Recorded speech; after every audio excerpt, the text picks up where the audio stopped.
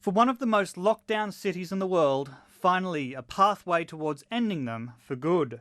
But it won't come quickly. It'll be done in a staggered and measured and proportionate, a cautious way. But we are opening up, be in no doubt about that.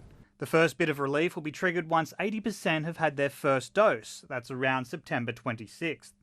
In Melbourne, rules on outdoor sports will ease, allowing people to play contactless sport like golf, tennis and bowls.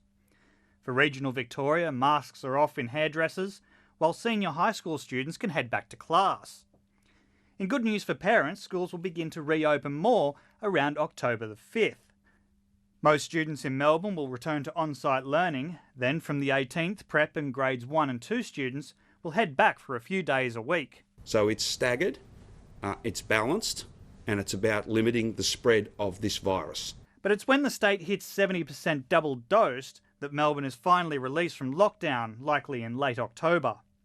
Reasons to leave the home will be scrapped. The focus is on COVID-safe outdoor gatherings for weddings, funerals, and the pubs too. Because that is so much safer than indoors. It won't be what everyone wants to hear, it won't be what everyone wants to do, but it's what's possible, it's what's safe. In regional Victoria, 30 vaccinated people are allowed indoors, including at pubs and religious services. And across the state, all school students will return on site, at least part-time.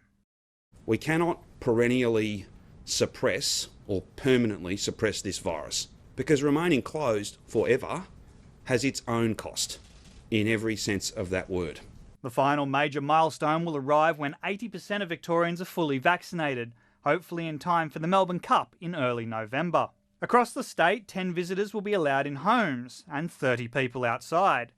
Pubs, cafes and restaurants can welcome 150 people to dine indoors and 500 outdoors. That's the same for weddings and funerals.